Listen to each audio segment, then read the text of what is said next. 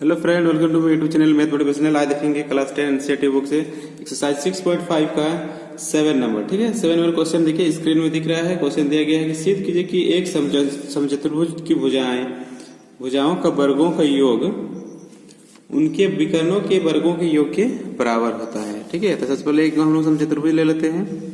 मान लेते हैं कि ये क्या है, समचतुर्भुज है। ठीक है, मान लिए क्या है कि ये हम लोग समचतुर्भुज है। समचतुर्भुज का नाम देते हैं, नाम ले लेते हैं ए बी सी डी। ठीक है, और क्या है इसका विकर्ण, तो ये हो गया इसका विकर्ण, तो ये हो गया इसका विकर्ण। ठीक है, तो विकर्ण परस्पर कहाँ ओ पर प्रतिशत करती है।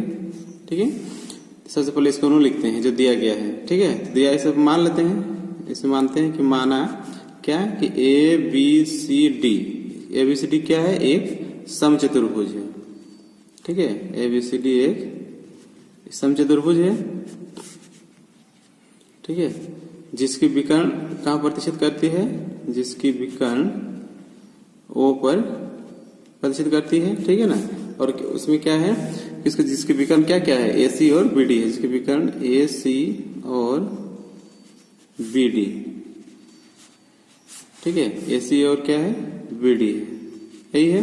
इसमें हम लोग को सिद्ध करना है, क्या सिद्ध करना है कि इसके भुजाओं के वर्गों का योग। भुजा कौन कौन है, भुजा ऐसे देखो ए बी है, बी सी है, सी डी है और डी ए है या ए डी है। ठीक है, तो हम जानते हैं क्या कि समचतुर्भुज है, तो समचतुर्भुज में क्या होता है, सभी भुजाएं बराबर होती है।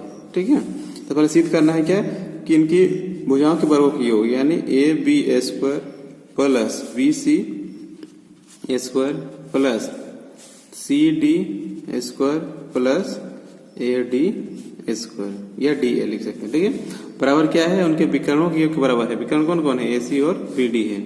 तो क्या है, ए सी के स्क्वायर प्लस किन के बराबर हो जाएगा, बी डी के बी डी स्क्वायर। ठीक है, इतना है दिए गए, हो गया। तो अभी हम लोग उत्पत्ति लेते हैं, यानी प्रमाण लेते हैं।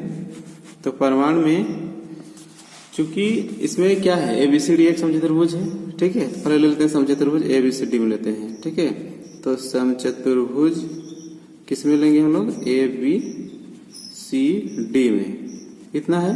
तो समचतुर्भुज में क्या होता है, सभी भुजाएं बराबर होती है, इसलिए क्या हो जाएगा, ए बी बराबर बी सी बराबर सी डी बराबर डी ए। ये सभी भुजा जो है एक दूसरे से क्या है, बराबर है, हो गया। साथ में और एक चीज इसमें होता है कि समचतुर्भुज का जो विकर्ण होता है वो एक दूसरे को क्या करते हैं, परस्पर लंब समद्विभाजक करते हैं। ठीक है, यानी समकोण समद्विभाजक करता है। प्रत्येक कोण क्या है, यहाँ पर 90 डिग्री है। ठीक है, तो यहाँ हम लोग लिखते हैं, क्योंकि हम क्या जानते हैं, हम जानते हैं कि समचतुर्भुज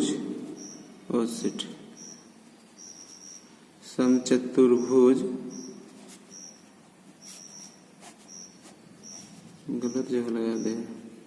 हम जानते हैं कि समचतुर्भुज की विकर्ण परस्पर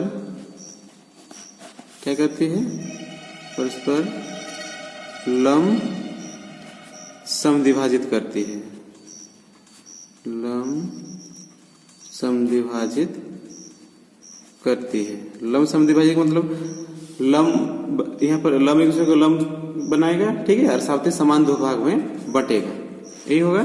ठीक है, तो समान दो भाग में यदि बटता है तो इसमें क्या, लंब समद्विभाजक मतलब ये 90 डिग्री कोण बनाएगा। ठीक है, साथ में क्या हो जाएगा, इसमें ये जो है ये बराबर ये होगा, समद्विभाजित समान दो भाग में बटेगा। ठीक है, यानी उसमें क्या हो जाएगा, ओ ए बराबर ओ सी हो जाएगा। तो ओ ए और ओ सी बराबर क्या, पूरा ए सी का आधा होगा, ये पूरा क्या हो जाएगा, हाफ ए सी के बराबर हो जाएगा। समझ में आया कुछ, मतलब समद्विभाजक मतलब समान दो भाग में बटेगा। समान दो भाग में बटेगा मतलब क्या होगा, ओ ए बराबर ओ सी होगा। ठीक है, और ए कोई भी होगा ओ ए तो क्या होगा, पूरा ए सी का आधा होगा, या ओ सी जो होगा ओ से सी तक क्या होगा, पूरा का आधा होगा। ठीक है, ये पूरा का आधा, तो उसी तरह से इधर भी हो जाएगा। ठीक है, इसलिए इसमें क्या होगा, ओ बी बराबर ओ डी जो होगा वो क्या होगा, बी डी का दोनों आधा होगा, यानी हाफ क्या होगा, ये बी डी के होगा। ठीक है, साथ में क्या है, समकोण हो गया, होगा।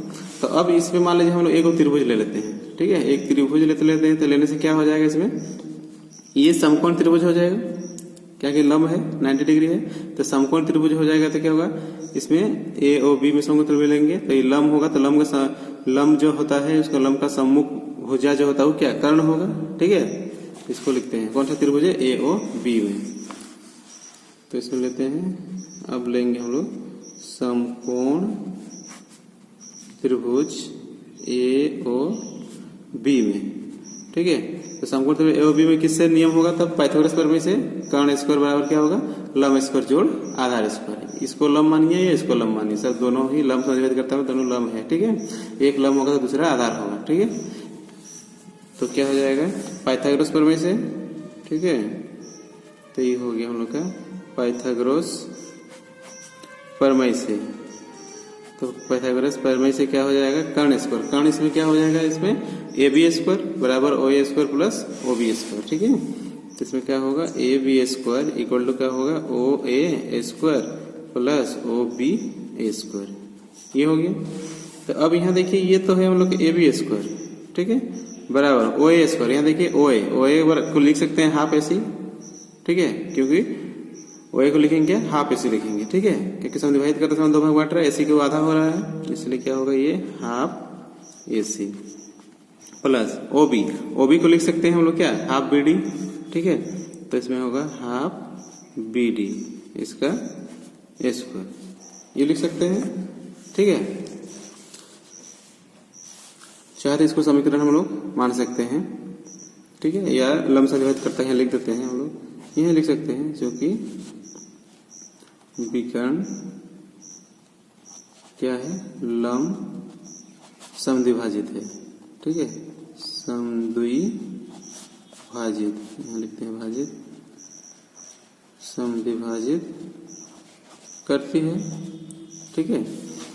तो अब इसको हल करते हैं, तो ये क्या है, A B square equal to half A का स्क्वायर एक होगा, एसी का स्क्वायर हो गया, ये एसी स्क्वायर बाय हाफ का स्क्वायर कितना होगा, 4 होगा, प्लस यहाँ भी हाफ है तो इसका बाय 4 हो जाएगा, और साथ में क्या है, बी डी का स्क्वायर हुआ, समझ में आया। मतलब एक का तो इस बीडी के बीडी हो ही गया, और बीडी का होल स्क्वायर है, मतलब ये स्क्वायर हो गया, और हाफ का भी होल स्क्वायर होगा, तो हाफ का स्क्वायर क्या हो जाएगा, 4 हो जाएगा, उस तरह 2 का स्क्वायर 4, ठीक है, ये समझ में आएगा। अब ये क्या है, देखिए इसका हम जब एलसीएम करेंगे तो क्या होगा, इधर A B square equal to LCM करते हैं कितना होगा, 4 होगा, और ये हो जाएगा इसमें A C square plus B D square, यही हुआ। अब ये हाफ ये 4 है, इसको क्या करेंगे, इधर ले आते हैं, इधर ले आएंगे तो क्या होगा, ए बी स्क्वायर पहले से है, इधर आएंगे तो कितना होगा, 4 ए बी स्क्वायर होगा, बराबर इधर क्या है, ए सी स्क्वायर प्लस ये क्या है, बी डी स्क्वायर है। अब जो ये ए बी स्क्वायर है, 4 ए बी स्क्वायर, इसको 4 ए बी मतलब 4 बार है, तो इसको 4 बार लिखेंगे, तो एक बार ए बी स्क्वायर, फिर ये दूसरा ए बी स्क्वायर हुआ, तीसरा बार ए बी स्क्वायर हुआ, और ये हो गया चौथा ए बी स्क्वायर। तो 4 बार ए बी स्क्वायर हो गया, फिर प्लस इधर है पहले से A C square plus B D square, हो गया, समझ में आया। अब देखिए ए बी जो है, एक ए बी रखते हैं, फिर ए बी की जगह इस ए बी की जगह इस ए बी की जगह क्या लिख सकते हैं, वही बराबर भुजा है ना, सब भुजा क्या है, बराबर है एक दूसरे से। तो ए बी की जगह लिख सकते हैं बी सी, या बी की जगह लिख सकते हैं सी डी, ए बी की जगह लिख सकते हैं डी ए, क्यों लिख सकते हैं, क्योंकि एक दूसरे से वो बराबर है, ठीक है। ये ए बी बराबर क्या, B C D D A जो है, ये सब एक दूसरे से बराबर है, तो ए बी की जगह लिख सकते हैं सबको, बी सी भी लिख सकते हैं, सी डी भी लिख सकते हैं, और डी ए भी लिख सकते हैं, ठीक है। इसको हम क्यों लिखेंगे, क्योंकि इसको से हम लोग को सिद्ध करना है, इसलिए, ठीक है। तो इसको लिखते हैं ए बी की जगह क्या लिखेंगे, एक ए बी तो रखते हैं, इस ए बी की जगह लिख लेते हैं बी सी, इसकी जगह लिख सकते हैं सी डी, इसके जगह लिख सकते हैं डी ए, है ना, इसका स्क्वायर है, बराबर इधर है ए सी स्क्वायर प्लस है बी डी स्क्वायर। तो यही हम लोग को सिद्ध करना था, ठीक है। तो ये हो गया हम लोग का प्रूव्ड, ठीक है, ये सिद्ध करना था। इसकी जगह हम ऐसे लिख सकते हैं, क्यों लिख सकते हैं, क्योंकि समचतुर्भुज क्या होता है, सभी भुजाएं बराबर होती है, ठीक है, या उसको हम लोग दिया है लिख सकते हैं कि समचतुर्भुज मतलब क्या है, सब भुजाएं बराबर है, ठीक है,